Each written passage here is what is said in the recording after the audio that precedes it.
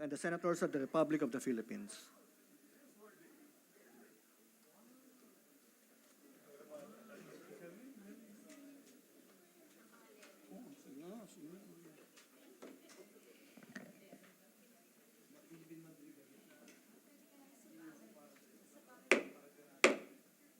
The 48th session of the Senate, the first regular session of the 19th Congress, is hereby called to order.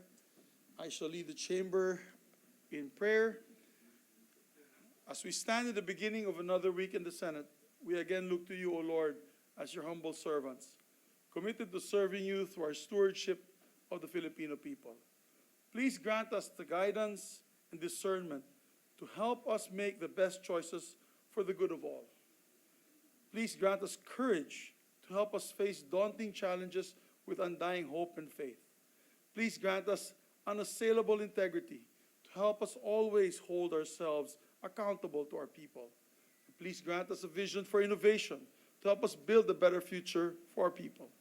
And please guide us or grant us strength to help us unburden our people of the myriad of problems that they bear. We also pray, dear Lord, for your protection for our people and for the people of Turkey and Syria as they go through this most difficult time. We know that in your eyes we are all your children, and so we humbly ask that you keep us all in your grace and mercy always. Dear Lord, in Jesus' name, amen. Amen. We have today a very pleasant surprise. The Philippine Madrigal Singers, who will lead the chamber in the singing of the Philippine National Anthem and also render a song, Senadong Marangal, and the patriotic medley, Isang Bansang Mapayapa, and other songs. Welcome to the Senate to the Philippine Madrigal Singers.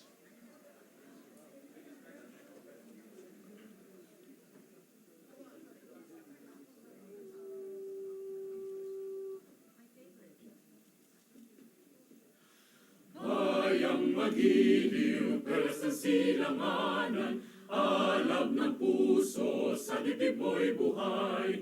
Lupang hinirang, tuyang ka ng magiting, sa manlulupi, di ka pasisiil. Sa dagat at bundok, sa simoy at sa langit mong bugaw, may dinagang tula at awit sa paglayong minamahal. Ang kisap ng watawat mo'y tagumpay na nagniningning, ang bituing at araw niya kailan pa may di magdidilim. Lupa ng araw ng walhating pagsinta, buhay ay langit sa piling mo. Aming ligaya na pag may mang-aapi, ang mamatay ng dahil sa'yo.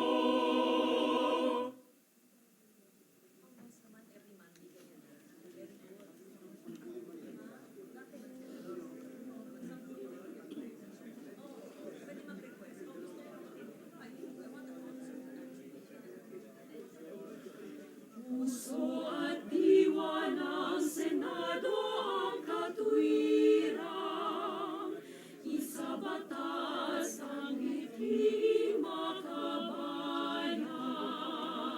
Pilipino'y maligayang nabubuhay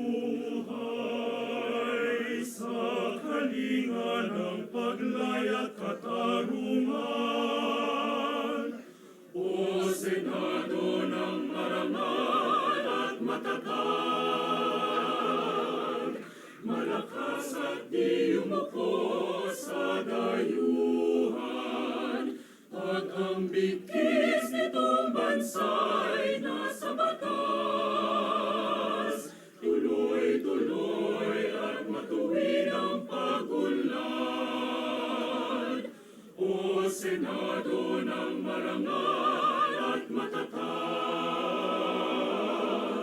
malakas at di umuko sa dayuhan, pag ang bigkis nitong bansa'y nasa batas, tuloy-tuloy at matuwid ang pag-unlad.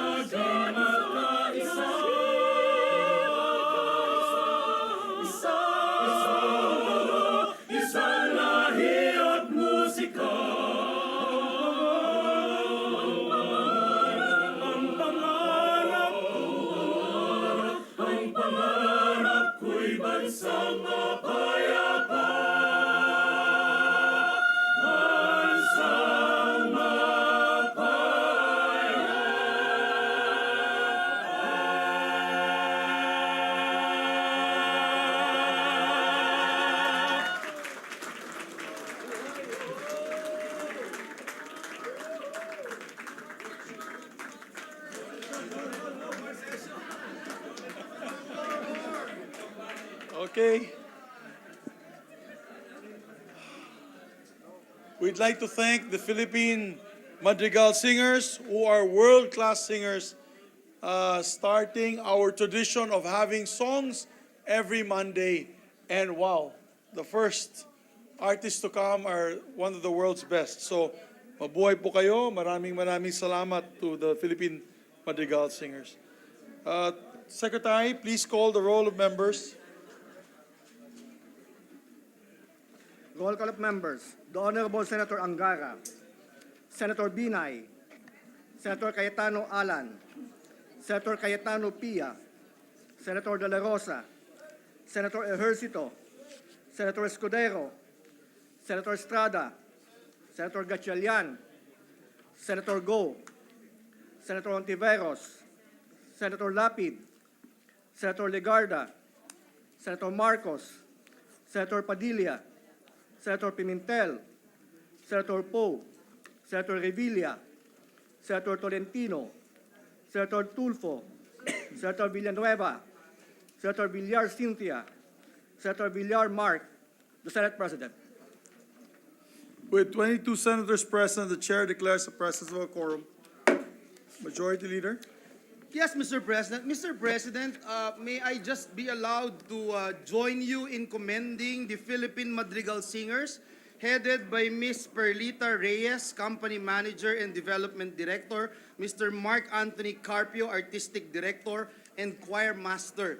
Senator Lauren Legarda would also like to join them sometime soon, Mr. President, as she is our world-class singer here in the Senate.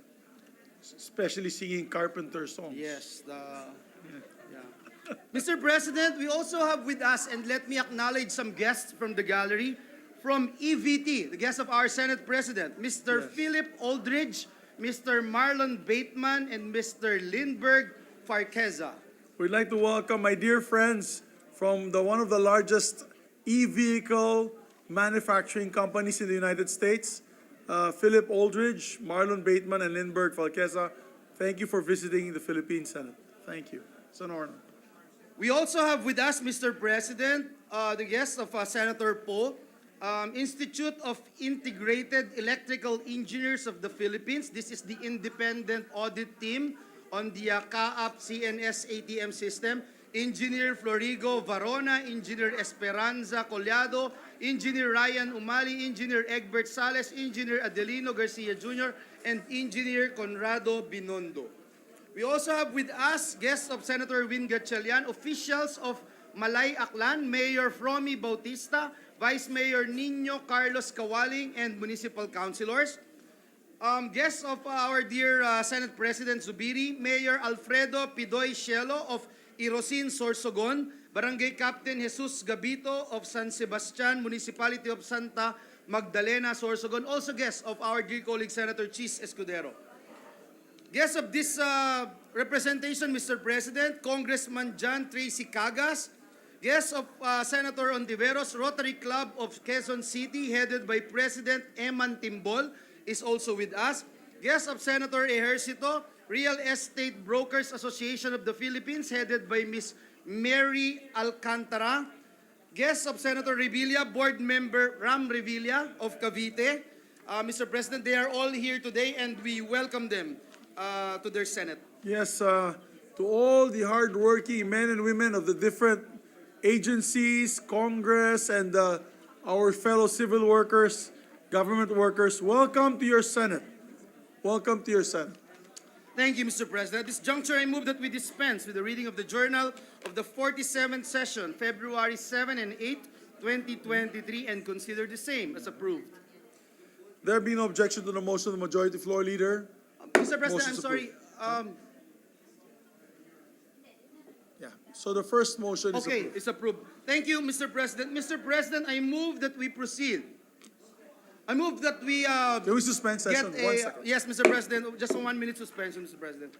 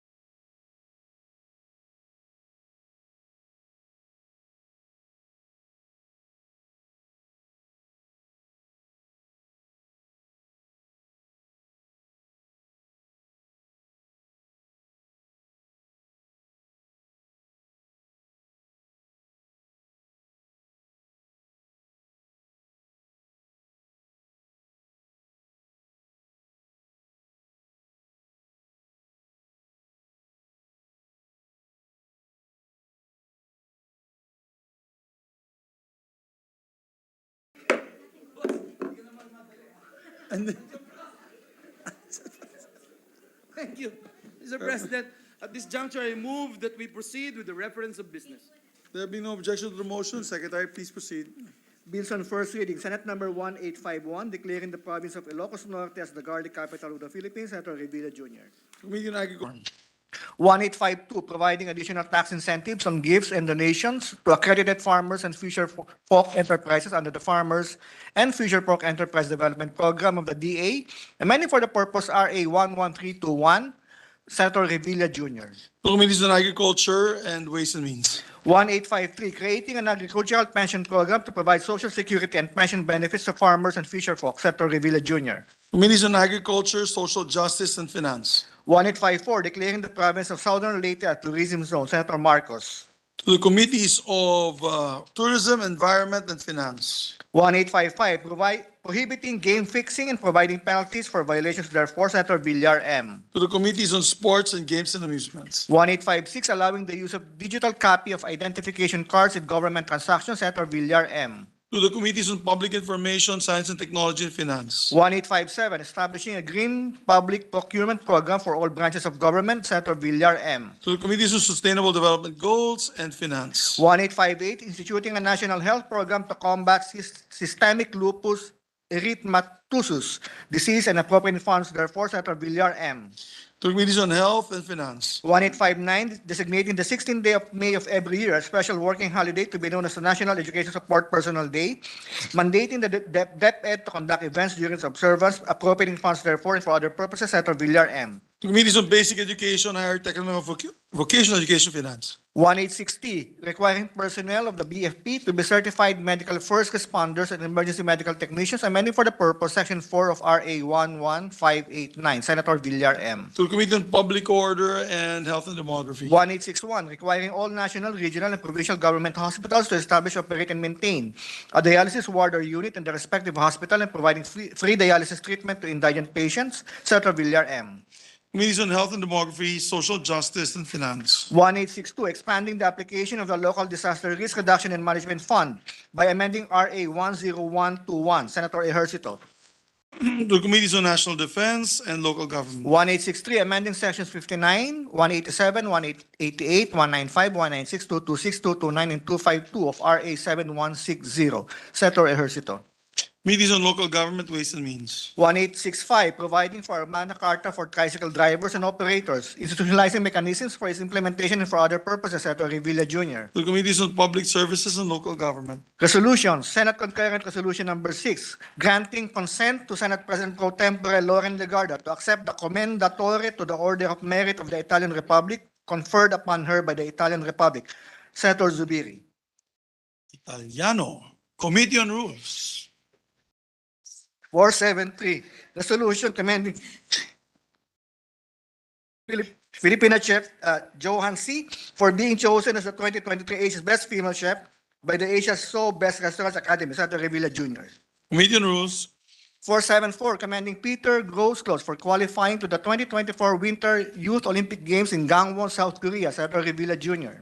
Committee on Rules. Committee reports, Committee Report 26, by the Committees on Higher Education, Higher Technical and Vocational Education, on Senate Number 1864, with Senators Lapid and Escudero as authors, an act providing for a moratorium on the payment of student loans during disasters and other emergencies, recommending its approval in substitution of Senate Number 975. Sponsor, Senator Escudero. To the calendar for ordinary business. Committee Report 27, by the Committee on Higher Technical and Vocational Education, on House Number 1456, introduced by Representative Rodriguez et al., entitled an act changing the name of the University of Science and Technology of Southern Philippines into the University of Science and Technology of the Philippines, amending for the purpose RA 10919, recommending its approval with amendments at sponsor Senator Escudero. To the calendar for ordinary business. Majority Leader? President, move. Oh, we have additional? For additional rep. Oh, sorry, I didn't see it. Please proceed. Additional reference of business, bills on first reading, Senate Number 1866, promoting the use of baybayin as a tool for cultural development of the Philippines, providing for its promotion, protection, preservation, and conservation, and for other purposes, Senator Legarda. To the Committee on Culture and Arts. 1867, establishing the e-government, defining its powers and functions, and for other purposes, Senator Legarda.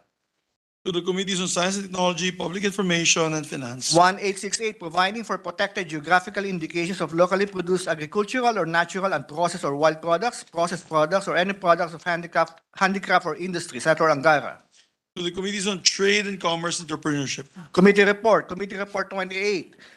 By the Committees on Health and Demography, upon the recommendation of the Subcommittee on the Philippine Center for Disease Prevention and Control, Finance and Ways and Means on Senate number 1869, with Senators Cayetano P., Go, Poe, Zubiri, Estrada, Gatchalian, Escudero, Legarda, Ejercito, Revilla Jr., Villanueva, and Padilla, authors thereof, an act creating the Philippine Center for Disease Prevention and Control, defining its powers and functions, appropriating funds therefore and for other purposes, recommending its approval in substitution of Senate numbers 12, 195, 544, 600, 679, 825, 1039, 1113, 1163, 1427, and 1477, taking into consideration House number 6522.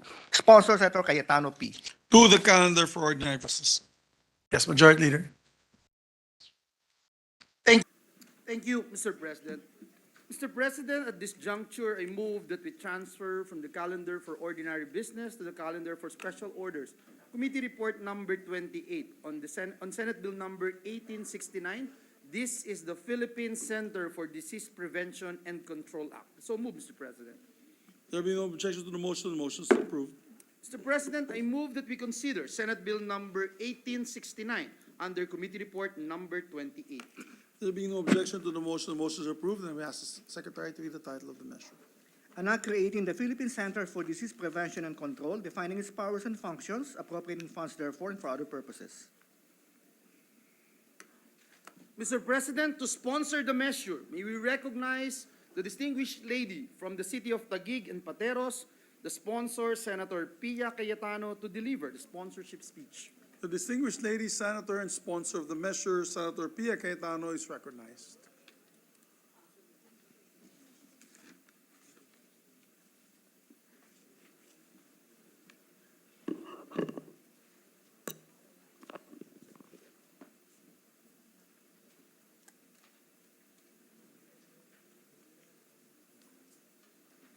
Thank you, Mr. President.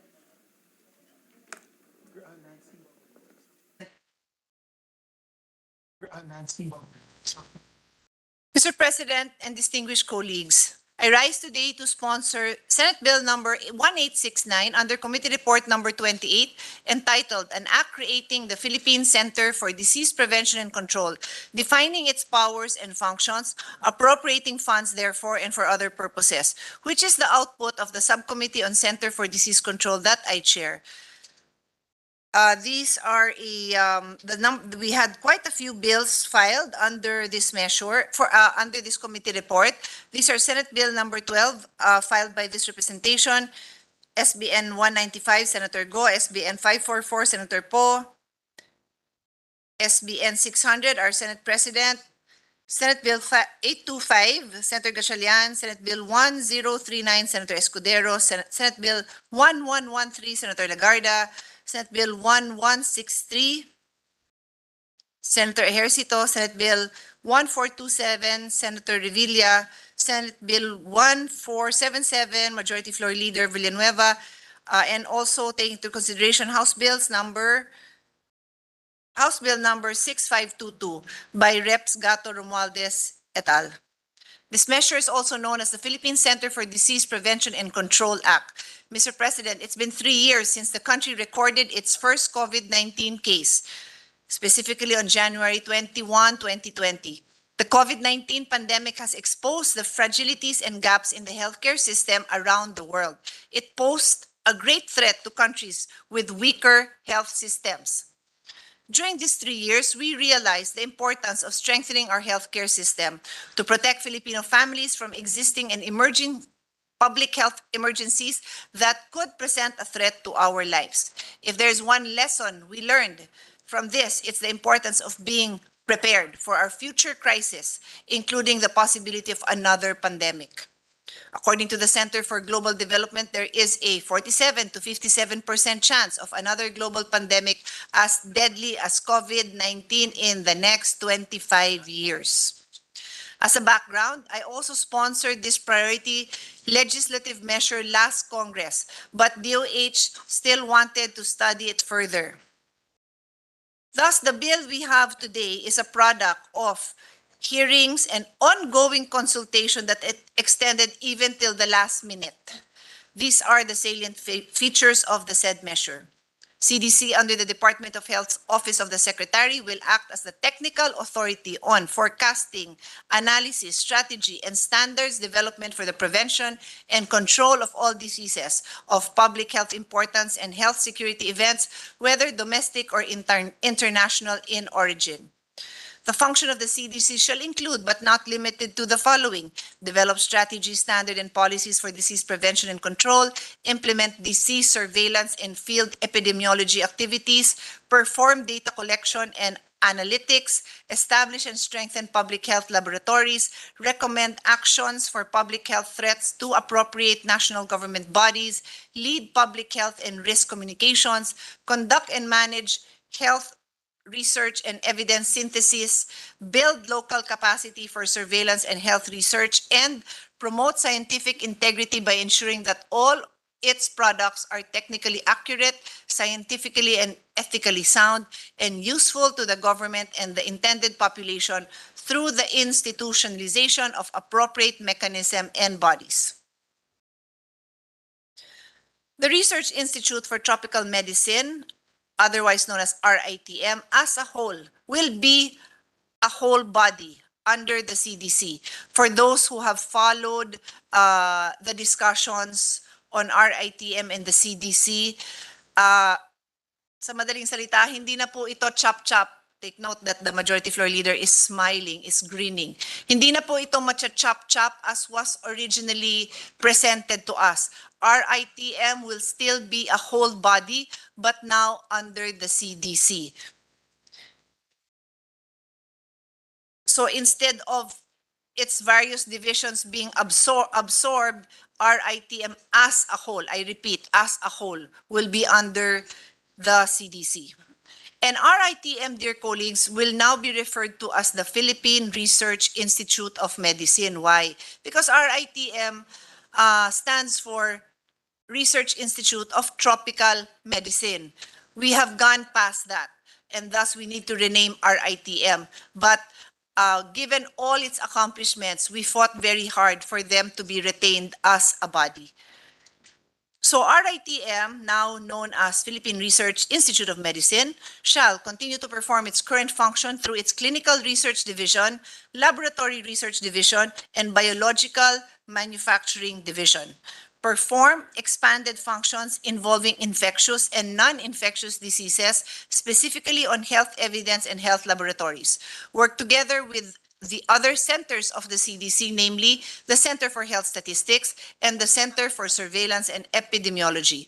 Through this measure, we aim to adopt a framework that fosters a whole of system, whole of government, and whole of society approach that would streamline science-based decision-making and policy-making, especially during public health emergencies. The function of RITM and the other centers were also harmonized with the existing offices and units within the DOH.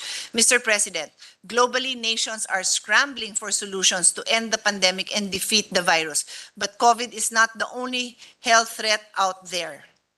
As chairperson of the Senate Committee on Sustainable Development Goals, Innovation, and Futures Thinking, it is my duty to ensure that we are on track with our targets under the SDG, including SDG 3 on good health and well-being. One of the targets under SDG 3 is to strengthen the capacity of all countries, in particular developing countries, for early warning, risk reduction, and management of national and global health risks. This is SDG 3.D. Now more than ever, we need to invest in our healthcare system to prepare us better for other possible health emergencies and to help us build a more sustainable future beyond COVID-19. Dear colleagues, before I end, I'd like to point out that there will be high-level scientists in CDC and many others who will be participating either as consultants, as advisors. And one of the key provisions of this measure is to consider exempting them from the standard salary grades. We all know, and there are enough news reports that tell us and show us how many of our healthcare workers are leaving the country because of the demand and the very lucrative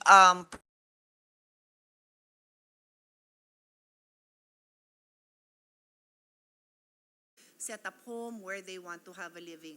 But we can do our part, dear colleagues, by strengthening our healthcare systems and improving the benefits we provide for them. And one good way to start, Your Honor, is through the CDC. With that, I will give you time to study the measure. We will be providing the body with a briefer, something like an FAQs to help digest this very technical bill, and then we will be ready to accept interpellations after the time that you will have to study the measure. Thank you very much, Mr. President.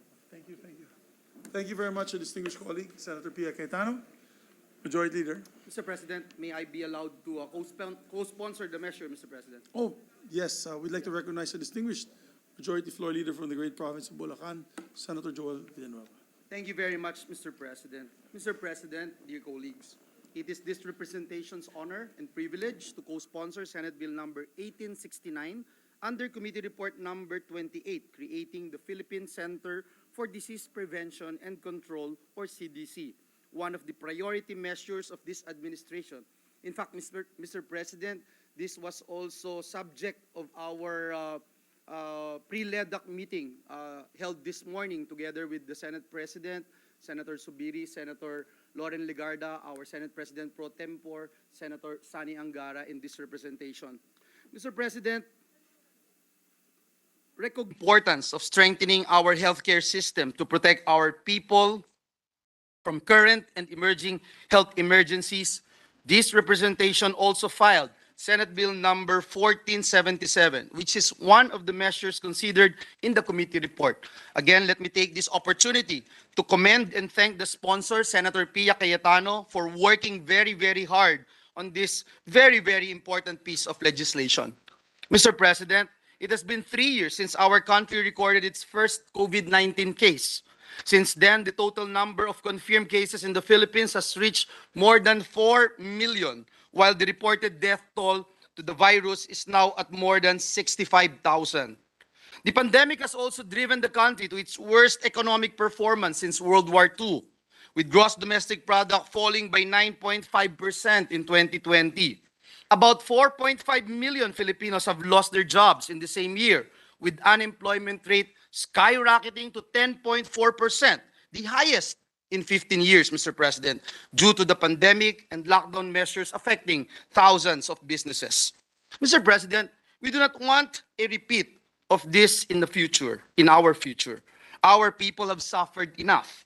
We have seen the necessity of strengthening our healthcare system to ensure that massive loss of lives and jobs will no longer happen should we experience another health emergency of this scale.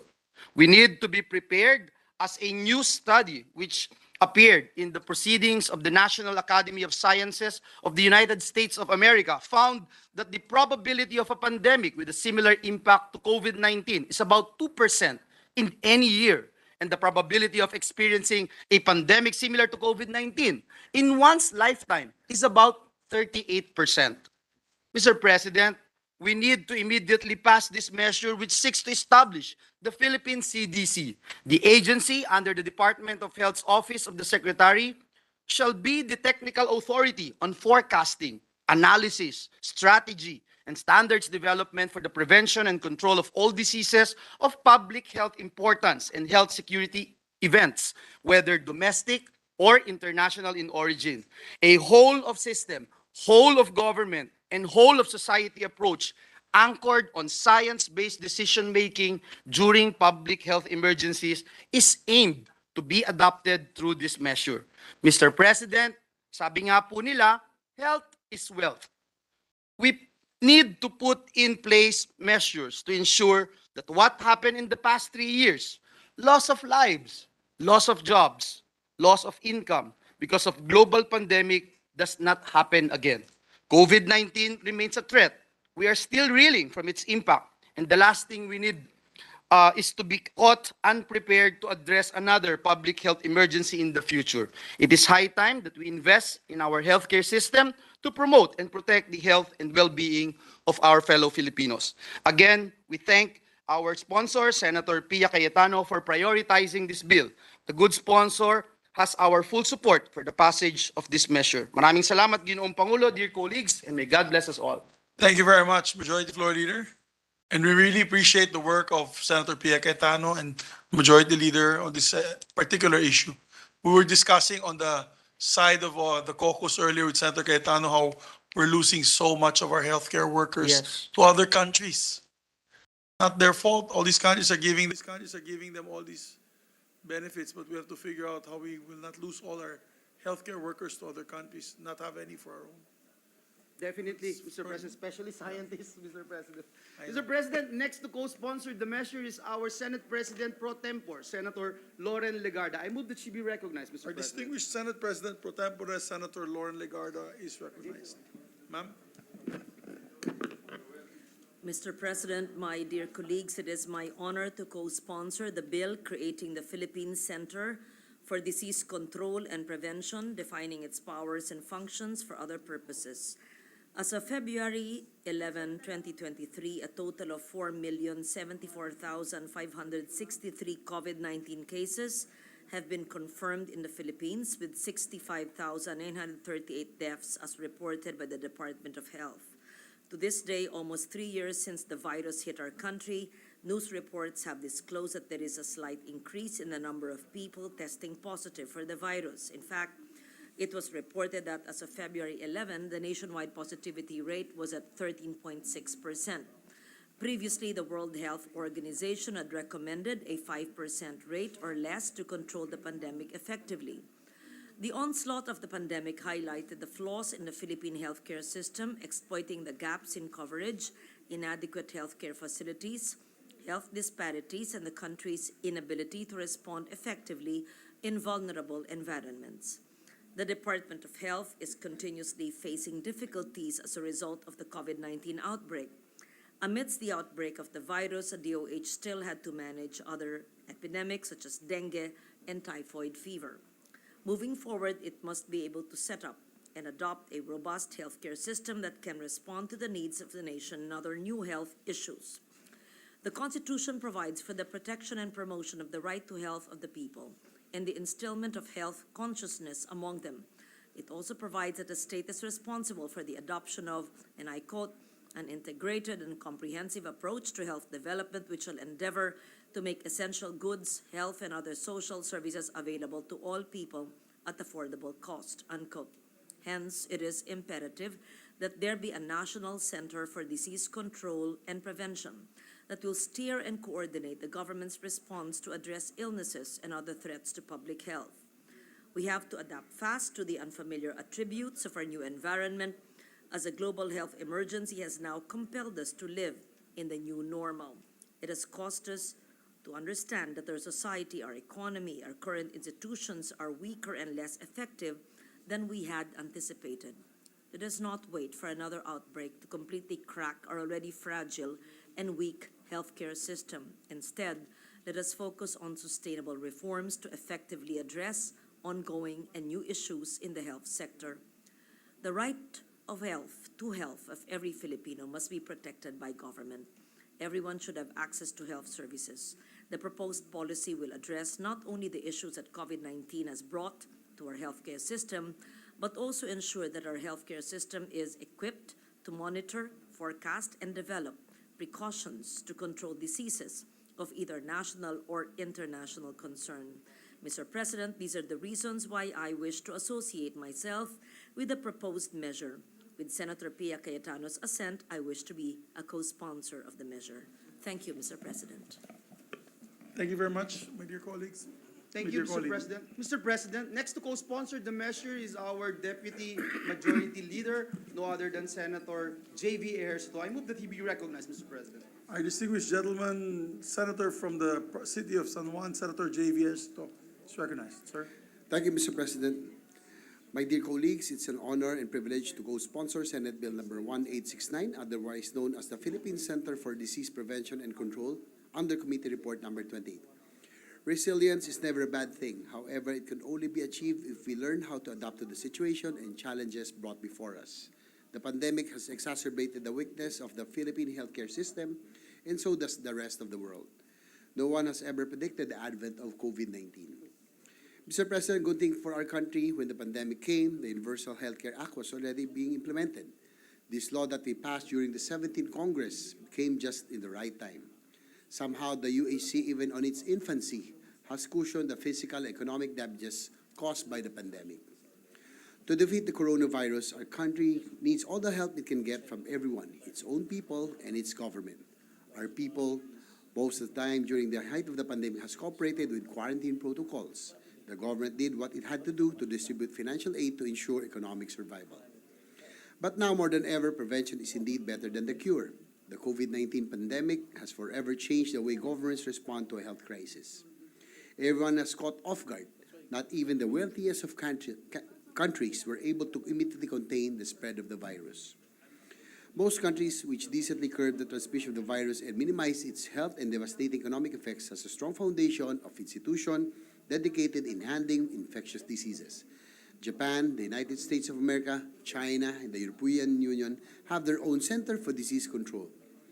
Today, our country is given the opportunity to have our own.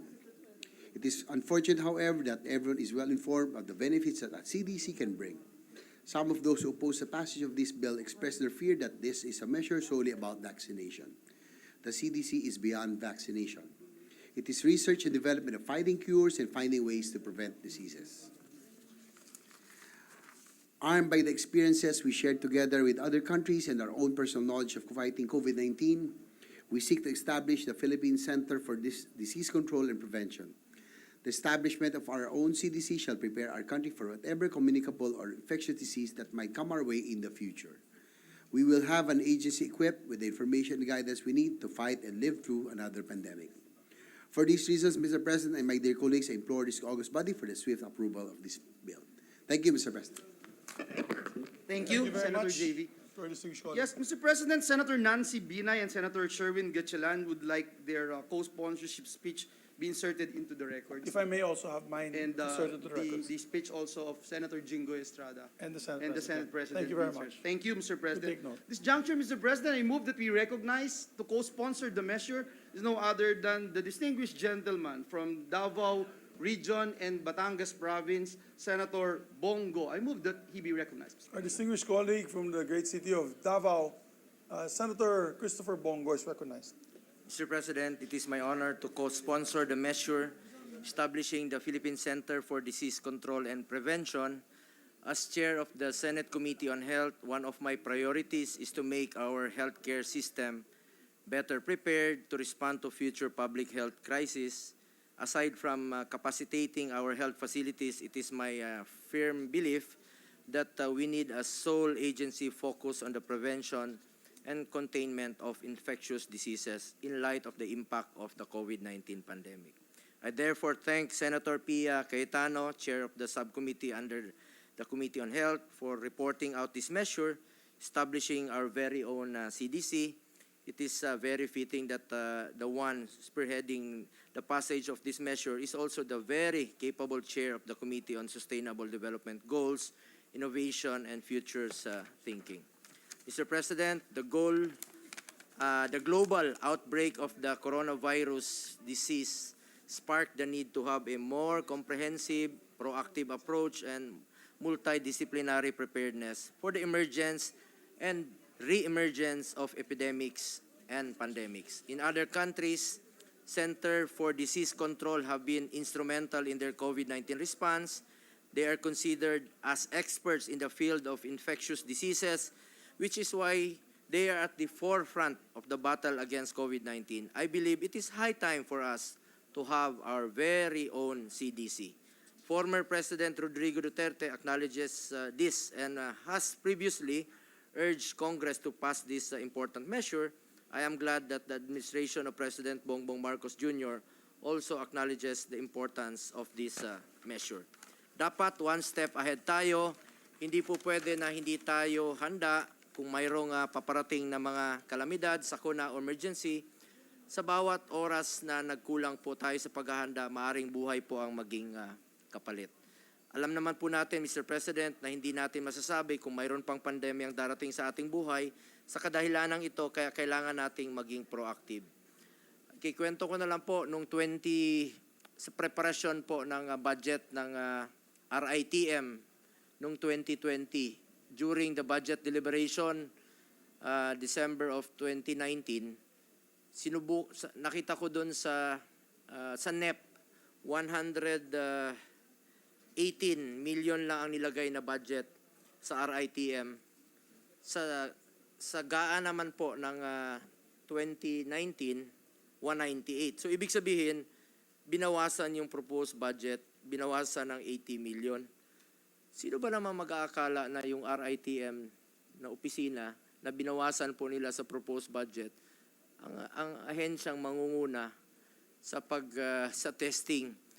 Nung January, dumating yung COVID-19. Nalaman natin nung Marso, nandito na sa Pilipinas. Hirap na hirap nga tayo sa testing. Pinapadala pa sa Australia yung mga specimen at 1 week pa makukuha yung resulta through RITM. Sila po yung pinaka-importanting opisina nung panahon yon. Hindi natin akalain na yung panahon yon darating yung COVID-19 sa buhay natin. So the more na dapat natin silang bigyan ng pondo, now with the CDC, mas pinapalawig pa natin sila dahil magiging under po ng CDC ang RITM. Dealing with the diseases promptly and appropriately requires the reorganization and strengthening of the country's health units committed to preventing and controlling such diseases.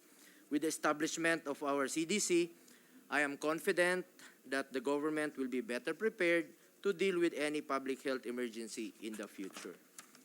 It is for these reasons that I ask this chamber's support for the approval of this measure. Maraming salamat po, Mr. President. Thank you, Thank you Senator very much. Bongo. Thank you very much, Mr. President. Mr. President, last but not the least, to co-sponsor the measure is the distinguished gentleman from the great province of Cavite, no other than Senator Ramon Bong Revilla Jr. Our distinguished I hope that colleague, he be Senator recognized. Ramon Bong Revilla Jr. is recognized. Thank you, Mr. President. I laud the senator from Taguig Pateros, Senator Pia Cayetano, for championing this future-proofing measure of our health system. As one of the authors of the bill considered by the committee, I am fully cognizant of the role preparedness plays in times of crisis. Kaya buo po ang aking suporta sa panukalang magiging ating kalasag laban sa mga daluyong ng buhay. After all, if there's one thing we have learned from the pandemic, it is this: preparedness saves lives. Statistics don't lie. Tinatayang hindi ang COVID-19 ang pinakamatindi at lalong hindi ito ang huling pandemya na kaharapin natin. Learning from the lessons the pandemic has taught must be utilized moving forward as that the lives lost in this war will not put to waste. Kung paalagaan natin ang ating mga natutunan sa nagdaang pandemya, kahit papaano ay hindi sayang ang hirap at pagod ng mga siyentipiko at medical professionals sa pagtuklas sa mga susi upang solusyonan ang dinaranas natin. At hindi rin sayang ang buhay na nasawi sa pandemya. Halos 3 taon mula maideklara ng World Health Organization, WHO, ang global health emergency para sa COVID-19 ay nananatili pa rin itong isang international emergency. Maaring nasa new normal na tayo. We are living to live with the new virus, But we are not putting our guards down. no? We remain alert, vigilant. Sa huli, tunay na magwawagi ang maagap. Panahon na para isang makabagong Center for Disease Control and Prevention para sa ating bansa. Thank you, Mr. President. Thank you, Senator Bong Revilla. Mr. President, to allow our colleagues to further study the measure, I move that we suspend consideration of Senate Bill number 1869 under Committee Report number 28. So move, Mr. President. There being no objection to the motion, motion is approved and it is now suspended. Mr. President, may I ask for a minute suspension, Mr. President? Session suspended.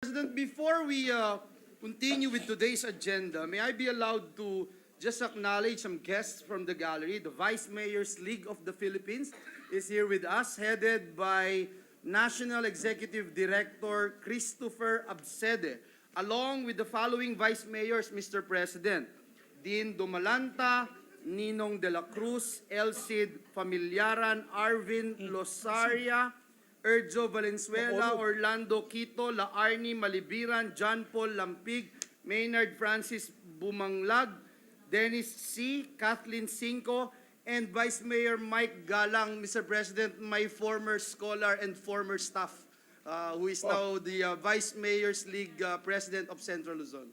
They're all here, welcome. and we welcome them. Welcome to your Senate, Vice Mayors. Hinahanap na kayo ng mga mayor ninyo. Just kidding. Yan yung mga magagaling na legislator sa mga bayan.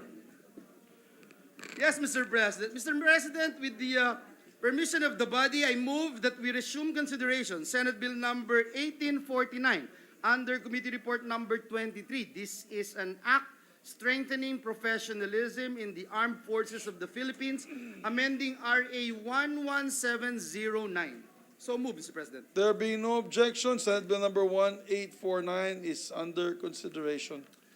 Mr. President, the parliamentary status of the measure is that we are now in the period of interpellation. And so I now move that we recognize the sponsor of the measure, the distinguished gentleman from the city of San Juan, Senator Jinggoy Estrada, and to interpellate the distinguished lady from the city of Taguig and Pateros, Senator Pia Cayetano. We recognize to sponsor the measure Senator Jinggoy Estrada and to interpolate a distinguished colleague, Senator Pia Cayetano. Thank you, Mr. President. With the permission of our colleague, could I ask some clarificatory questions? Definitely, to the gentle lady of the city of Taguig, my pleasure and my privilege. Thank you, Mr. President. I just want to put on record, the fact, which is of course public record already, that in the last Congress, we already passed RA number 11709, which is an act strengthening professionalism and promoting the continuity of policies and modernization initiatives in the armed forces of the Philippines by prescribing fixed terms for key officers thereof, increasing the mandatory retirement age of general flag officers, and providing for a more effective attrition system and providing funds therefore. So that very long title basically gives us a pretty clear picture of what that law was intended, what it intended to do.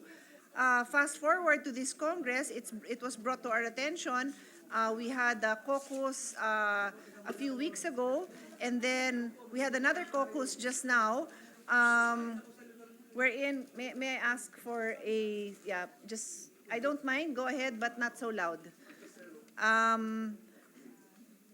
As I was saying, we had a caucus wherein the current bill being tackled today, Senate Bill number 1849, was explained to us, and correct, and this is my question, Mr. Sponsor, this bill, which is now known as an act amending section 2, 6, 10, 11, and 15 of Republic Act 11709, yung kakabasa ko lang, otherwise known as an act strengthening professionalism and promoting the continuity of policies and modernization, same title. So this bill now is amending the existing law, and my understanding from the caucus is that we want to correct, I don't know if that's the right term, we want to correct the repercussions of that belatedly surfaced after we passed this bill, or belatedly was brought to our attention. Tama ba yung intindi ko doon? We are trying to rectifying, address remedying we the are trying to concerns. address the problem that arose because of the enactment of this particular law. Okay, there we go. And of course, that is good. I commend the gentleman for taking these initiatives. We always, I think as a body, we should be more concerned about crafting laws that will always be responsive to the needs of particular sectors. But I think it is also incumbent upon us to also ask ourselves, teka muna, how did we find ourselves in this place? How did we come about passing a law barely 2 years ago, and now we already want to amend it? And I know that His Honor, the sponsor, was not the sponsor of this measure in the last Congress, but with For the the little information of the gentle lady, I was not part of the Congress. yes, When yes. this was passed. So you were not part of the Congress, and you were not the sponsor, obviously, because Yes. you're not part of the Congress. So you may not have personal knowledge, but in your preparation for this measure, can you explain to us what are these main features of the bill that intend to rectify the provisions of the current law, which, as I said, is a very new law? Thank you, Mr. President, for your question. First of all, we are trying to amend only 5 provisions of the existing law, Republic Act 11709. If I may read the Yes, amendments, Yes, please. Mr. President. The Chief of Staff of the Armed Forces of the Philippines shall have a maximum tour of duty of 3 consecutive years, which shall commence on the date the appointment is signed unless sooner terminated by the President. In the previous law, ang nakalagay po doon, fixed term of duty.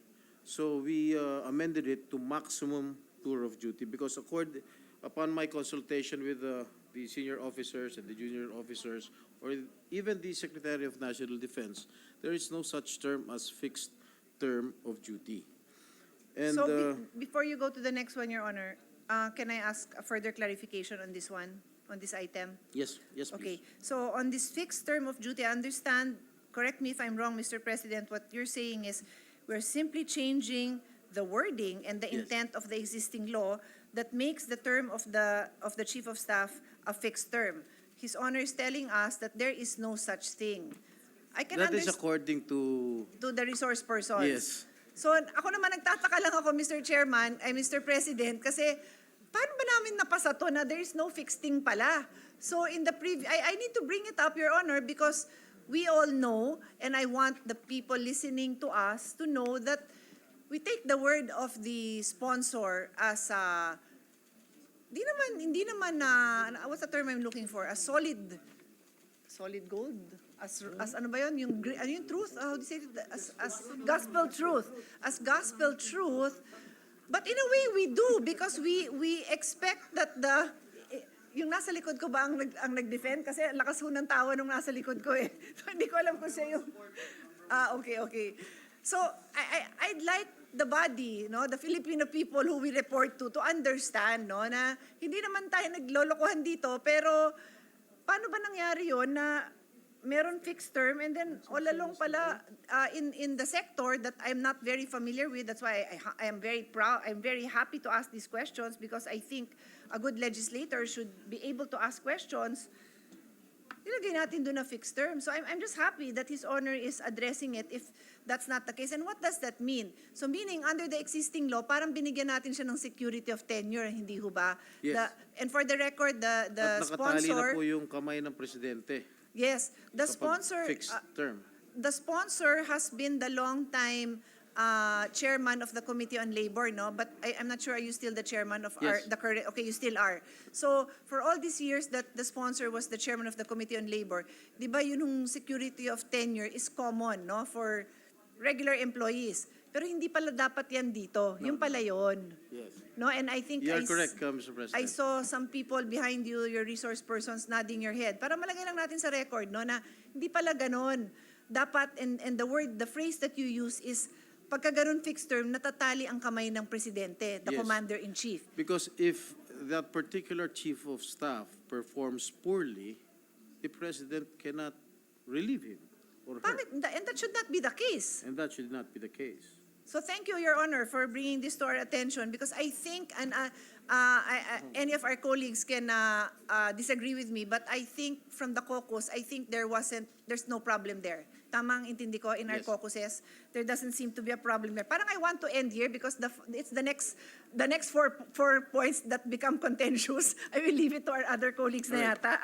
Pero sige, mga 2 more points. What's the second amendment that His Okay. Honor wants to raise? The following officers holding key positions in the armed forces shall have a maximum tour of duty of 2 consecutive years, which shall commence on the date the appointment is signed, unless sooner terminated by the President. Number 1, the Commanding General of the Philippine Army. Number 2, Commanding General of the Philippine Air Force. And number 3, the Flag Officer in Command of the Philippine Navy. My justification here is that we reduced it from 3 years to 2 years. That is because 2 years is not enough to fulfill their programs and initiatives. And if we are going to give them 3 years, again, most likely there are 2 batches or 2 classes which will mostly be affected. No? They cannot afford. Honor, can they you cannot just- be afforded the opportunity to Can be Your Honor promoted just to a repeat higher your phrase? I was looking at the bill. Can you just repeat it for my sake? Thank you. rank. The justification. Exactly what you were saying. I just Okay. lost my place. The original law is 3 years. Okay. We reduced it to 2 years. Okay. Because 2 years, as we see it, is more than enough to fulfill their programs and initiatives. And You if mean we the revert, current law, no, not the original. You mean the current law? The current law. yes, the current law, 11709. Okay. Yes. Kasi not the original. Kasi Yes. the original is iba pa, di ba? Yes. Okay, so the current law The current law is is 3 years. 3 years. That's why I reduced it to 2 years, because 2 years is more than enough time to fulfill their programs and initiatives. And if we revert it back to 3 years, maraming mga batches, or siguro there will be 2 batches that will be affected. In other words, what that means by affected is the lower batches will not be given the opportunity to To be occupy promoted these to a higher high-level rank. positions Yes. because it was held by the other more senior ones for 3. So by making it 2 years, His Honor is saying that that is enough time for them to do their job, but at the same time, give the opportunity for the younger batches to be promoted To a within higher 2 rank. years instead of waiting that additional 3 years. You are correct, Mr. Okay. President. The next point? Okay, letter C. The officers holding the following key positions may be appointed to any of the tenured key positions mentioned in Section 2B and Section 3, provided that they shall have at least 1 year remaining of active service before compulsory retirement unless promoted as Chief of Staff. Number 1, Vice Chief of Staff, Deputy Chief of Staff, Unified Commanders, and the Inspector General. Letter D, to be eligible for appointment to tenured key positions mentioned in Section 2B and Section 3, or to key positions mentioned in Section 2C, the officer shall have at least 1 year remaining of active service before compulsory retirement. My justification here is that it affords the armed forces more flexibility to be responsive to the security situations by appointing more experienced three-star generals to tenured key positions. And this provision, What is the tenure, Your Honor? Because I've been following, but I actually don't know. When you say tenured key positions, again, my experience is with the layman, no, yung employee. So pag sabing tenured, walang tanggalan? the key positions are namely the chief of staff. Correct. But what do you mean by tenured? I know what they are, Your Honor. My question is, when you say tenured, ilang taon yan? Tenured meaning they will never be removed? Because that's how I understand Yun it po in the nilalagyan natin private ng tour sector. of duty. And that means? Yun yung chief of staff, the commanding general of Philippine Army, commanding general of Philippine Air Force, and the commanding general of the Philippine Navy. Ito yung mga tenured positions. And that's my question, Your Honor. What do you mean by tenured position? It means that they will hold it until they retire. Yes. So it could be how long? It depends. Doon sa tatlo, Philippine Air Force, Philippine Navy, Philippine Army, 2 years. And Chief of Staff, 3 years. So why do you call it tenured? Hindi ba yan the same argument we had earlier in the First Amendment na they can be removed by the President at his leisure o hindi nga pwede? So why do you call it tenured? Sorry, inunahan ko na kayo kasi nakita ko yung nod ng inyong resource persons. I'm just trying to understand it, the use of the language tenured.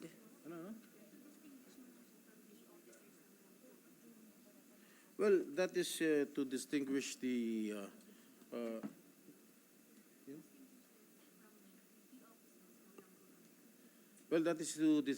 key officers dun sa walang tour of duty. Yung walang appointed, when you say tour of duty, yung walang appointed position? Yes, correct. Kasi Hindi tenured. merong at this level na generals who don't have a position. Do I understand that right? I'm sorry, I'm just trying to really understand.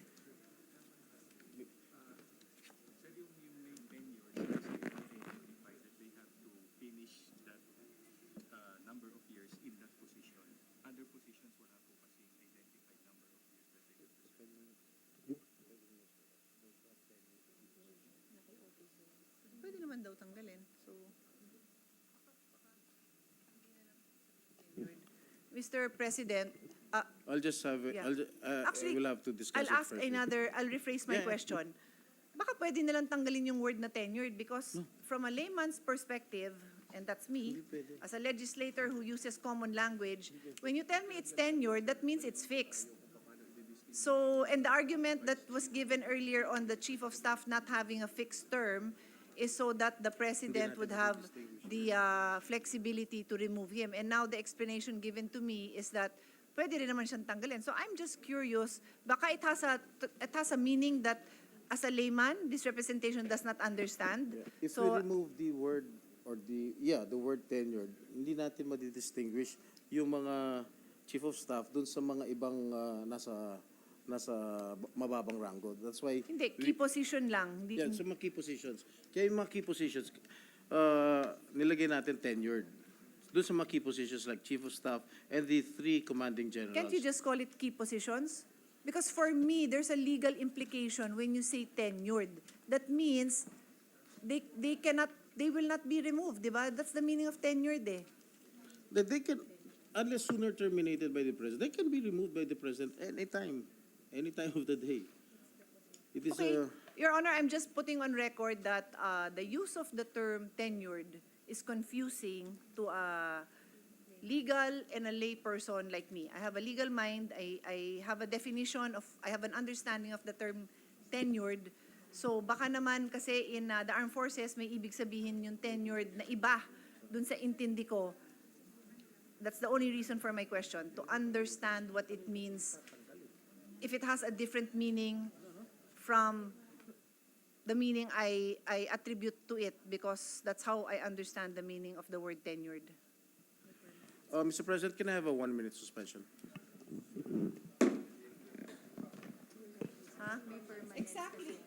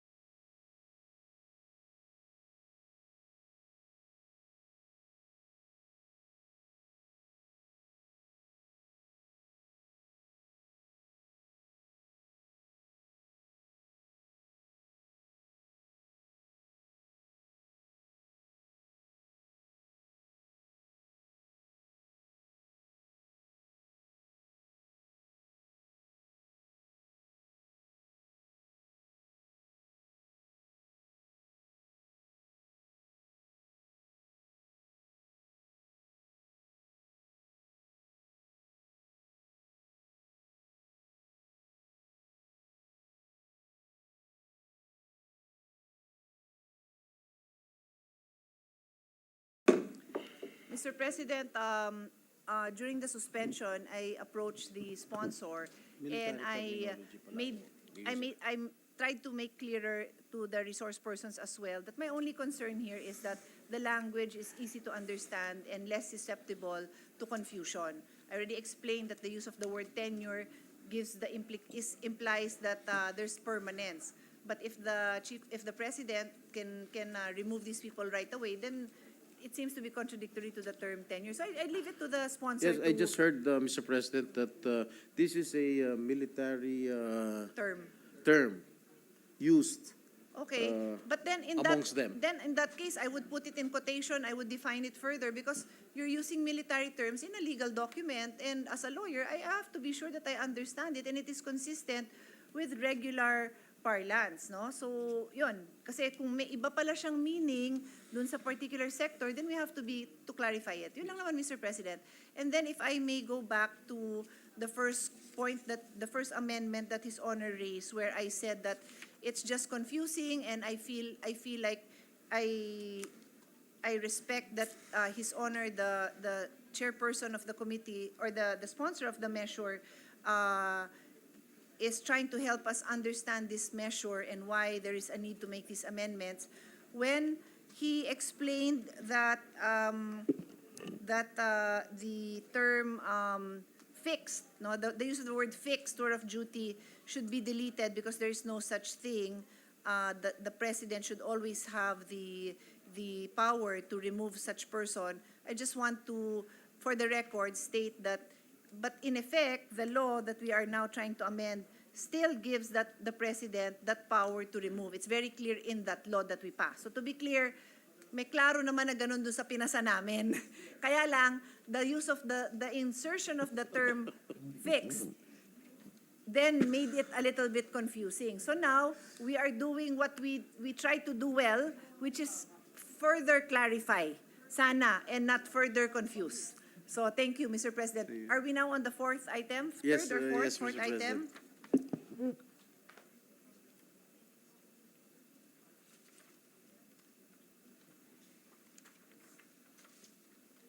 I thought you have a flight, Mr. President. I do. O, paiwan ko na. Mr. President, for the record, I am doing this for the team, okay? I was asked to interpolate. I really want to leave to see. Hindi ako nag-request. I was asked to get it started. Would you like me to end now? I can. No, it's okay, it's okay, it's okay. I'll be more than happy to be interpolated, Mr. President. What time is your flight, Mr. President? Mamaya pa naman, pero gusto ko naman makita yung mga anak ko, Mr. President, bago ako umalis. Saka gusto ko naman makapag-empake ng damit. Well, okay, the third amendment, Are we still on the third? Fourth na, di ba? Fourth. Those in the grades of Major General, Rear Admiral, if you are confused with Major General, this is in the armed forces, yung Rear Admiral sa Philippine Navy, okay? Upon reaching the age of 58, or the maximum tenure in grade as defined in this act, whichever comes earlier. Number 4, those in the grades of Lieutenant General, Vice Admiral, upon reaching the age of 59, or the maximum tenure in grade as defined in this act, whichever comes earlier, or upon relief by the President. We are introducing a graduated age of retirement for our generals and flag officers to strike a balance between the promotions of our junior officers and maximizing the experience and expertise of our more senior officers. The experience and skills and expertise of these officers must be maximized. That is according to the consultations that I had with several officers of our armed forces of the Philippines. Because these officers were sent by the government to various courses, locally and abroad. That was what I was discussing during our caucus. And if we retire them early, despite being very capable and still being very strong of discharging their duties and functions of their offices, that will be detrimental to our armed forces of the Philippines. Kasi if we retire them at the age of 56, tapos pinag-aral ng gobyerno, locally or abroad, for me, marami hong kukuha ng mga malalaking korporasyon, mga private entities to hire them because of their skills and expertise na pinag-aral ng ating gobyerno. So ginaduate namin yung retirement age. And in fact, upon research, the Philippines retirement age at 56 is the youngest in Asia, except for Cambodia. Yung retirement age nila 55. When we talk of countries like Indonesia, Japan, Singapore, South Korea, Cambodia, ang retirement age po nila 60. I don't know with China. Ang sabi ni Senator Risa, 70 ang retirement age dun sa China. So I think we are the youngest. So the Philippines retirement age at 56 is the youngest in Asia. Ako nga po magsi-60 pero kaya pa po natin. Kaya pa talaga, Mr. President. Kayang-kaya. I understand that on that point, Mr. President, we need not look too far naman kasi marami talaga tayong kaibigan, kakilala tayo, nasa age bracket tayo niya na nasa 50s. Talagang marami pang ibibigay. So I have no problem with that. But I feel that even that point should be explored further. If the point is we should have a higher retirable age, and that's a whole new discussion, which I will take His Honor's lead. Do we include that here? Do we discuss that later? What are the legal implications, financial implications on us? Is that something that should be taken up now or in another bill? Kasi you're raising a valid point, and I agree that they should have more to offer. I'm a very strong supporter of not retiring too early. Well, there is a prohibition, where's the Soljan? There is a prohibition in our Constitution, if I may read the prohibition of the Constitution. The laws on retirement of military shall not allow extension of service. That is in Article 16, Section 5. And according to the deliberations of the Constitutional Commission, the provision seeks to prohibit extension of military service beyond the set age of retirement. Congress, however, is not precluded from legislating a new law or new age of retirement or mode and manner of retirement. Just in case lang na meron mag-question about the constitutionality of this provision. And in fact, we got a query from the Office of the Solicitor General. Thank you. I think that's very important that His Honor, the sponsor, included that here. But to be clear, by law, no, as His Honor has pointed out, by law, you can change the retirement age. What is prohibited is that this is the retirement age, and then you're extending the service, you're extending the service. And that's not what we're doing. What we're doing is we're now in the process of reviewing what is that retirement age. And this representation understands that what His Honor is doing is giving different ages, given the fact that in the existing law, it was all increased to 59. And now, in lieu of reverting to 56, there is sort of a compromise. I guess that's what it is, 57, 58. In my years of experience, I've recognized the importance of compromise. Years from now, though, people may look at this and say, ano kaya pinagkaiba nung magre-retire ng 57, ng 58, di ba? Kasi technically po, wala. What we're trying to do is to manage the number of high-level officials and taking note of the fact that in the next few years, the longer it takes for them to retire, there will be a batch or a couple of batches that will be, I don't know what's the right word, disenfranchised, that will not have the same opportunities. Is that correct? That's why His Honor is doing that, to lessen the number of affected younger batches. Choosing the lesser evil. That would, yun na nga, that would be affected. So, I don't know if there's a better way to do it, but I'm just recognizing what His Honor is trying to do. Consultations with our officers from the military, I think this is the best way, if I may say, the best way that we can avoid the rumblings and grumblings within the military. Okay, may we get the fourth, Your Honor? We note that. Thank you. The fifth. Are you in a hurry, Mr. President? I am, Mr. President. Kanina, minamadali niyo ako. Ngayon, parang ayaw niyong mag-ending tayo. Ito?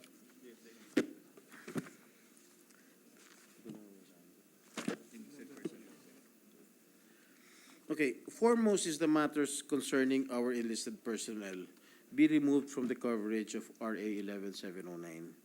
We will revert to the previous system where the promotion, separation, and maximum allowable tenure of our enlisted personnel will be governed by the issuances of the DND and the AFP. This will afford the DND and AFP flexibility in adjusting the policies concerning our enlisted personnel, depending on their developing and expanding needs.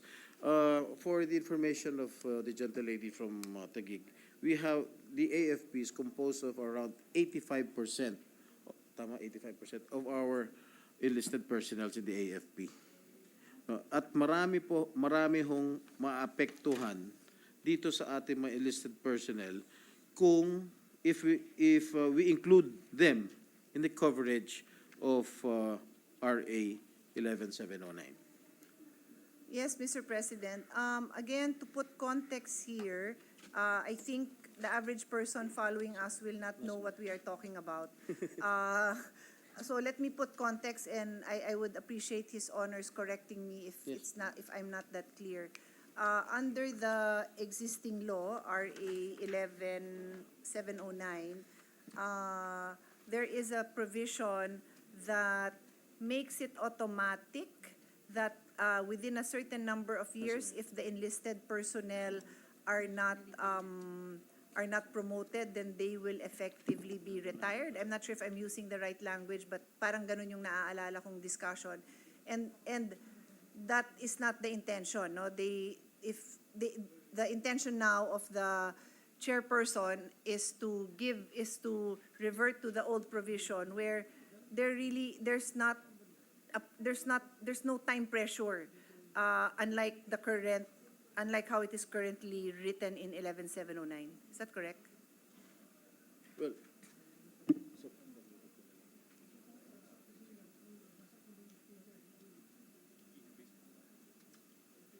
okay, in a way, I agree, Mr. President, but may I just explain the reason for deleting this provision in RA 11709, if I may? Yes, of course. The reason why we deleted this particular provision, itong forced attrition of enlisted personnel, Yes. prior to RA 11709, matters concerning our enlisted personnel or EPs are governed by issuances of the armed forces and the major services and not legislated. 82 or 85% of the AFP will be affected by forced attrition, as this limits the flexibility and capability of the armed forces. If not rectified, Mr. President, I think there are 135,000 of our soldiers will be directly affected. Kailan yung soldiers natin? 100? No. All in all. We have, I just asked our resource persons here, our total strength in the armed forces is 165,000, and 85% are enlisted personnel. A total of 135,000. Am I correct? Yes, Your Honor. So I think His Honor agreed with me that the reason that this amendment is being made is because if the existing law retains, if the provisions in the existing law is retained, then there will be a forced retirement of a big number of enlisted personnel. That's what it is. Yes. And I agree. I agree. That's why you want to have that flexibility in not having that forced retirement just because that provision is written there.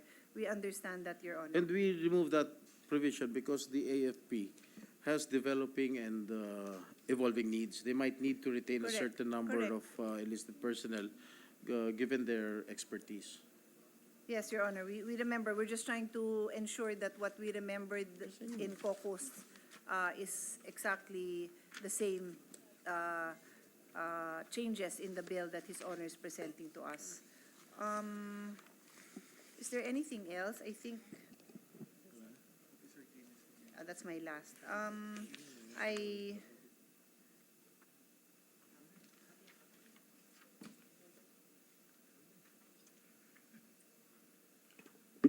Mr. President, ito provision lang, on- the one on the 2 cycles? The provision on the if I may. Yes, of course. The provision of the PMA superintendent will still have a maximum tour of duty of 4 years. We did not, No change. no change. We did not Okay. change it. Okay. And how about this provision, Mr. President, on, I'll just read it, that the President may lengthen the active service in grade of officers in the permanent grades, et cetera, up to 2 cycles. What does that mean? What is the reason for this bill?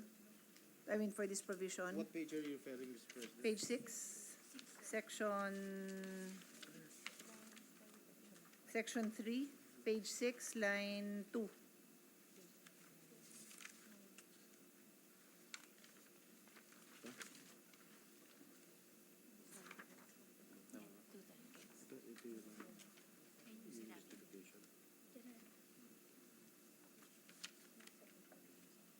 You're talking about provided that President may lengthen the Yes. active, okay. What does this mean? Well, this provision is replicated from PD 1638.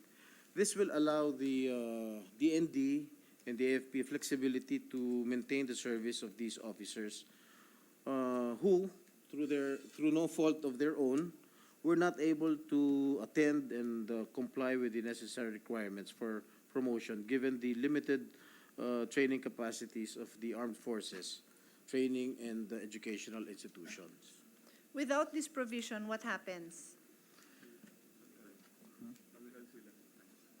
Without this provision, they will have to retire, Mr. President, At the age of 56 or 59 or what? No age? or earlier. Okay. So in other words, without this provision, they don't wait out the term. Yes. So, That's why this is, so previous I to think this is a previous, also without, very important provision that as we the current included. law stands, this active service in grade, the active service in grade of officers in these levels, yung permanent grades of captain, major, lieutenant, colonel, without this provision, they'll be retired. Earlier. Has that They been will the retire case? earlier. Has that been the case, or just it was a situation created by 11709? It is a situation created by RA 1179. Galing talaga ng 11709 na to talaga. Oo. Oh.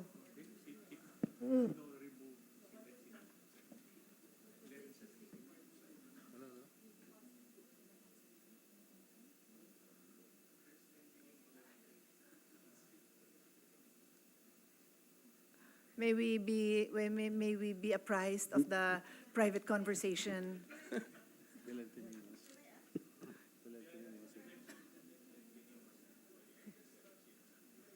Senator Nancy Binay. Siguro, Mr. President, before we pass the law, what was the existing policy? Yeah, before 11709, yes. What's the department order? Or ito din yun, Kasi- binalik lang to. Kasi di ba parang on their own, meron silang attrition system nila eh. And what was that?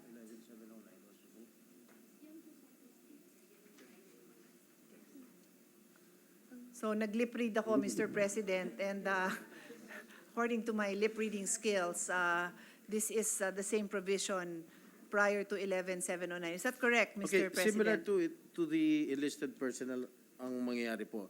RA 11709 removed this provision. Okay? It allowed the lengthening up to 2 cycles. Okay. Okay. Sige, Mr. Observation that I will make every time I see this kind of provision in any bill. Section 7, the last page, page 9, Congressional Oversight Committee. May I remind our colleagues, in the last Congress, if I'm not mistaken, we had a rule, or it might have even been the previous Congress, so I asked my colleagues who've been here for a while to help me remember. We agreed in principle that we would not be adding more congressional oversights because dumami na yung congressional oversight, and technically the oversight is written into the powers of every committee. So I think I will actually, with His Honor's permission, toss this to the Rules Committee because I've already noticed this in many of the pending bills, and I just want clarity on this. Sa totoo lang, Your Honors, bihira lang mag-meet yan, na pwede namang i-discuss na wala pang ganyan. So I think we should be very mindful of what bills we really want to ensure may Congressional Oversight Committee. I don't need, His Honor can respond if he has a strong opinion Mr. on President, this. I agree with you, and I can forgo this provision. Pwede kong tanggalin itong provision na ito. Sige. Mr. President, I end my interpellation here. I definitely have more clarity on the amendments being made, but I have to admit, on the implications, on the complete implications, I cannot say that I know because my study is only superficial. His Honor responded on point to my questions, but as to how all of this would have effects on all the ranks in the different batches in the armed service, I wait for His Honor to brief us again. Just because we don't want to commit the same mistake. Yeah, to make the same mistake of not seeing through. And there was a question posed in the caucus, and I put it on record here na if we were to revert, kasi 2 of the provisions His Honors mentioned, no, 2 of the amendments is just reverting to the old law, correct? So in that sense, there's wisdom in reverting to the old law because two of the five is just reverting to the old law. Correct. So if we were to say, what if we just revert to the old law and the other given that I believe in caucus nobody had an issue with was the position of the chief of staff, yung 3 years maximum. So tatlo na yang we're all good. It's reverting except the chief of staff is reverting with some amendments. So I don't know about the other two, no? I just want to be sure that we are careful with the repercussions and we understand it completely. If I Your may Honor. respond, Mr. President. If we go back to the old law, we are not trying to avoid the revolving door policy. Second, there is no maximum tour of duty for AFP Chief of Staff, key officers, and there will be no continuity of their programs and policies. And I didn't hear the last one. there will be no maximum tour of duty for the AFP Chief of Staff and the key officers that I mentioned. But as I just said, that's a given that is one issue which I understand from caucus everybody's willing to support naman. Yes, thank you. And of course, the retirement age of 56. We will not be able to maximize their skills and their expertise as officers. Okay, I just tossed to the body and of course to the chairperson the option of reverting to the old law and then so you repeal the current law and then what will kick in is that I don't know. Maybe we can ask our We can. if you I mean this is just style, no? I mean there's different ways to cook the meal. Yes, we can, if I may, Yeah, of Mr. course. President, we can simply just repeal the Republic Act 11709 and just go back to the old law. No, and then with the amendments that His Honor wants, I'm just posing that, is that simpler than studying, of course, His Honor highlighted 5, no? But it's still a 9-page bill. So is it simpler that if we repeal, and again, I don't know if the repeal means the other law kicks in. It may not. So Well, I don't know if the you repeal, implication. mas mababawasan ang problema ko. Of course, that Ayun. will be easier for Your me. Honor, if you repeal. I'm always here to offer simpler solutions because Yes. that is really the objective so that we can really focus. Anyway, I leave that to His Honor. I can support in any way that my services can be of help to this body and to the chairman. Thank you, Mr. President. Thank you very much, Mr. President. Thank you, Mr. President. Mr. President, next to interpolate the measure is the distinguished gentleman from the region, Davao region, and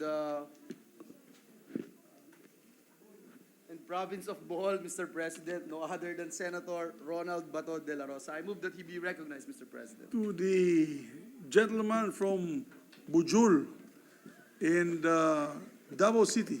That's how they pronounce it. Majung Hapon, Bujul. Oh. Senator Ronald Bato de la Rosa is recognized. Thank you, Mr. President. Well, the good sponsor yield to a few questions, Mr. President. I don't like. My pleasure, Your Honor. Thank you, Mr. President, good sponsor. Before this law, RA 11709 was enacted and implemented, was there any rumblings from within the AAP organization? I never heard of anything, Mr. President. There's none. So, Mr. President, after the enactment of this law and during its implementation, there were observed rumblings from within the APA organization. Am I correct, Mr. President? You're correct, Mr. President. So, what were the causes of this rumbling, Mr. President? It's because of the enactment of 11709, Mr. President. There are 5 provisions that we are trying to amend to avoid the rumblings of our military officers. That is why we are here to amend the 5 more important provisions in RA 11709. Thank you, Mr. President. Instead of amending this law, I think, is this an acceptable option that we are going to just repeal this RA 11709 in order to address the rumblings from within the AAP organization? Mr. President, we can just simply repeal RA 11709 and just go back to the old law, meaning RA 8186. Is it 8186? Republic, no, RA or Executive Order? RA, Republic Act 8186. That is quite antiquated already, no? But may I remind our colleagues here of the intent of RA 11709. That is to institutionalize sound policies and implement much-needed reforms that will redound to the improvement and strengthening of AFP. As I said, as I've mentioned in my sponsorship speech, the spirit and intention of RA 11709 is anchored on meritocracy and professionalization and providing the AFP for necessary room for flexibility, ensuring stability, and of course to avoid this revolving door policy. Yes, Mr. President. Actually, I am very supportive of this mission, Mr. President. In fact, I signed the committee report. But I just want to make, if possible, can we make an immediate action on the rumblings that are being observed by the Department of National Defense by simply repealing this law and going back to the old law, and for the issue on the revolving door policy, maybe we can file another measure for this purpose. If really the intention of the amendments of this existing law is to address the rumblings, then let's go back to the old law, then file another measure that will address the revolving door policy that we don't like, that is being implemented presently in the armed forces of the Philippines. Well, Mr. President, I take into consideration your suggestion, Mr. President. But if we go back to the old law, where you say that there is no rumblings within the military, there are some provisions in the old law that is quite antiquated already. Now, if I may, that is why we are here to improve the existing law, itong RA 11709.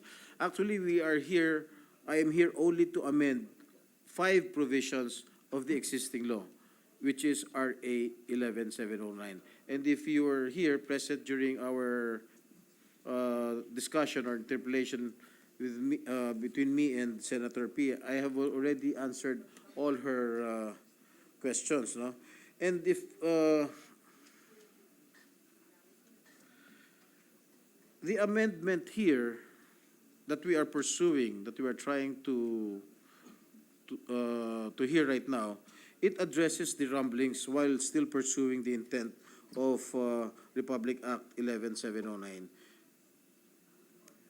And this is an opportunity to strengthen the organization, no? By reverting to the old policies, we are not helping the organization. I think we might further weaken it, Mr. President. That is why I think this is the best way to solve the rumblings within the military, to amend the provisions of the 5 provisions of Republic Act 11709. You know, Mr. President, thank you for that answer. I am not losing faith on the ability of the Department of National Defense to foresee a bright future for the armed forces of the Philippines. But, itong RA 11709 was made into law through the insistence of the Department of National Defense. Then, ngayon, lumabas itong batas na ito, merong rumblings, lumabas na naman ngayon itong proposed amendments coming from the Department of National Defense, and they are claiming that these amendments would surely cure the rumblings from within the armed forces of the Philippines. So, for me, I hope that this is the final cure. Wala nang rumblings after this, but ako may nakikita lang akong kunting medyo magiging source na naman ng another rumblings, particularly yung the provisions, yung retirement age. Kasi nakikita ko, Mr. President, yung one-star general, pwedeng mag-retire, ang retirement age niya is 57, yung two-star general, 58. 58, ang three-star general, 59. Now, alam mo, makikita, baka in the future, I've been there, Mr. President, naging junior officer ako, naging senior officer ako, naging star rank officer ako until nag-retire ako as 4-star general. Nakikita ko, Mr. President, is magkakaroon ito ng inequality on yung tsansa ng isang opisyal. Baka sabihin ng mga colonel, bakit kaming mga colonel mag-retire at the age of 56? Sila porque nag-general, pwede sila mag-retire at 57. Sila porque naging 2-star general, pwede mag-retire ng 58. Why not gawin na lang nating uniform? Ibalik sa dati na 56 lahat kami mag-retire para pante-pante kaming lahat. Para ma-observe talaga natin yung equal protection of law, close. Mr. President. Well, as I've mentioned earlier during our period of interpellation with Senator Pia, I mentioned that Philippines is the youngest retirement age of 56 as compared to other countries, our neighboring countries like Japan, South Korea, Cambodia, Indonesia, Thailand. Ang kanilang retirement age is 60. Even in China, the retirement age, according to Senator Risa Ontiveros, is 70. Tayo lang po ang pinakabata dito sa buong Asia. So I think we can increase the retirement age of our military officers because I believe at 59, I am turning 60, I think we are still strong enough to perform our duties and functions as military officers. Mr. President, I really 70, support you. I really support you along that line. In fact, I'm now 61. But may I ask, Mr. President, the gentleman from Davao, what is the pleasure? Ano po gusto niyo? 57? Mag-retire ng mga generals sa 57? Do you want it that way? For me, Mr. President, is equality lang on all, across the board.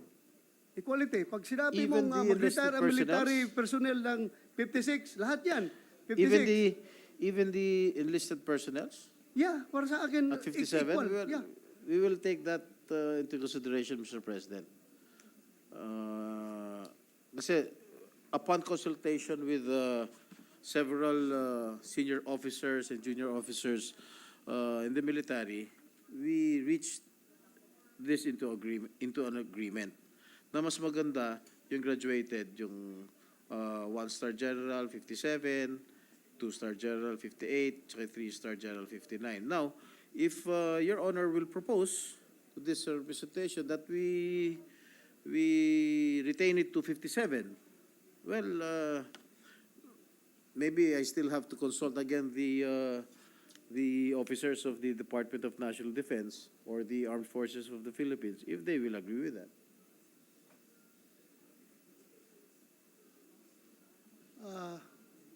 Well, Mr. President, even kung gusto mo mag-propose ng 60, wala akong problema. Payag ako dyan. Basta, pante-pante lang lahat sana para walang magkakaroon ng... I am very supportive pagdating sa maximum utilization of our human resources na tayo'y nagsisweldo nito mga tao na ito at the same time, nagagamit natin sila. Kaysa tayo nagbibigay ng pensyon sa kanila, pero hindi na natin sila nagagamit. Ang sa akin lang, let us be prepared for fallback. Let us be prepared for yung magrereklamo itong mga tao na ito, bakit hindi pantay-pantay yung retirement age. Yun lang naman ang purpose Ang ko isa lang- para handa tayo. Mr. President, ang isa lang problemang nakikita ko po, kapag sinet mo lang yung 57 ang age, ang retirement age, maraming maaga magre-retire. Totoo At po yun. kung maraming maaga magre-retire, magtataas na naman yung, magbabalo na naman yung babayaran natin pension para sa kanila. Yun lang po ang nakikita kong problema ko ron. Just may I interject lang, my dear colleagues. Pero hindi ba po yung bibigyan lang natin ng extension ang top brass generals? Yes. Kung sa proposal po ni Senator Bato na gawing lahat ng 57. sundalo 57, we save money because that means they're still working for one more year. Rather than we will give them their pension funds. Yeah, we at are an only earlier delaying age. it, Mr. President. Ano po yun? We are only delaying it. Oo Yung nga. pagbibigay ng pension. Pero may punto din kasi yung ating mahal na senador galing Davao bilang isang sundalo, baka magtanong nga yung rank and file, bakit sila 57 kami 56? Yan ba ang punto ninyo po, General? Yeah, Former Mr. General. President, because I will just give you an example. Pwedeng ganito nga, mag-complain yung mga kernel, sabihin ng mga kernel, bakit, porque ba general na sila? Mas magaling sila sa amin na kernel dahil general na sila. Kaya sila bibigyan ng tsansa na ma-extend for 1 year. Nakakalamang sila sa amin ng 1 year. Eh kami rin naman, magagaling rin kami. Pareha lang kami ng training na pinagdaanan. So yung akin lang is yung equality para... Equal protection clause of the Yeah, Constitution. Ibig equal sabihin protection ka clause of the Constitution para sabihin nila, pareho kami sundalo. Pareho kami retirement age. Dapat hindi iba-iba. Ayun lang sa akin, Mr. President. Wala akong objection Mr. President, sa I know Let us where- be prepared. I know where the gentleman is coming from, being a very experienced military officer. Maybe you can propose that in the period of amendments, Mr. President. And I will accept it if you want. Okay, thank you, Mr. President. So, para na rin sinasabi natin good sponsor na tama na yung interpolation ko, Mr. President. No. Kahit It's abutin a tayo ng very good, alas 10 dito. it's a very good proposal Yes. of Senator Bato de la Rosa. So maybe in the proper time, you can propose that. Yes, Mr. President. Thank you, Thank you, good Mr. sponsor President. for that, Thank you. for accepting my proposed proposal. Thank you, you. Mr. President. Salamat. Thank you, Mr. President. Thank you. Majority Leader. 2-minute break.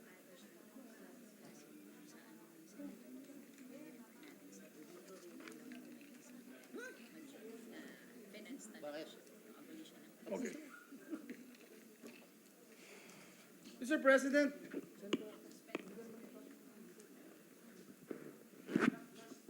President, I move that we suspend consideration of Senate Bill number 1849.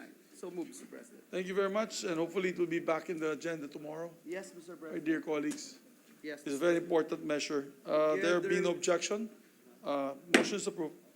Yes, Mr. President, together with today's agenda, which is the interpellation of Aral Bill, Mr. President. Would you like to already nominate me as well as? Yes, I'm about to Okay, do that, sir. Mr. President. Thank you very Mr. much, President, some administrative matters in relation to the creation of subcommittee on regional comprehensive economic partnership, or RCEP, and with the consent of the body, may I manifest the designation of our Senate President Juan Miguel Zubiri as co-chairperson in addition to Senate President Pro Tem Senator Lauren Legarda. I so manifest, Mr. President. Thank you very much. The manifestation of the dear majority floor leader is approved. Yes, Mr. President, one last thing. Senate Bill number 1802, entitled An Act Abolishing the Procurement Service of the Department of Budget and Management, PSDBM, and for other purposes, was referred to the Committee on Finance as primary committee and Committee on Civil Service, Government Reorganization, and Professional Regulation as secondary committee. SB number 1802 was later transferred to the Committee on Rules last February 7, 2023. Mr. President, to put on record, last 18th Congress, a similar measure on abolishing the PSDBM was filed by no less than our colleague, Senator Amy Marcos. And in accordance with the rules of the Senate, SB number 2388 was referred to the Committee on Finance as primary committee and Committee on Civil Service, Government Reorganization, and Professional Regulation as secondary committee. The body did not object to the referral of the bill. The primary referral to the Committee on Finance is a plenary action, Mr. President, and the Secretariat is bound to follow the prior referral since it constitutes a precedent. Additionally, Mr. President, we reiterate the jurisdiction of the Committee on Finance, which among others includes, and I quote our rules, all matters relating to public expenditures, and thus support our earlier recommendation to refer the said bill to the Committee on Finance. With that, and with the consent of the body, Mr. President, again, the primary committee of Senate Bill numbers 1802 is the Committee on Finance, and its secondary committee is the Committee on Civil Service, Government Reorganization, and Professional Regulation. I so move, Mr. President. Yes, we take note of the ruling of the Committee on Rules Chair, Majority Floor Leader Joel Villanueva, and we put that on record. Thank you, Mr. President. Mr. President, at this juncture, I move that we adjourn the session until 3 o'clock in the afternoon of Tuesday, February 14, 2023. Happy Hearts Day, Mr. President. Yes. Advance Happy Valentine's to all our colleagues and Secretariat, to those listening in Facebook Live. Happy Valentine's. Therefore, there being no objection, I move that we therefore adjourn session until 3 o'clock tomorrow afternoon, Tuesday, February 14, 2023. Happy Valentine's to you all.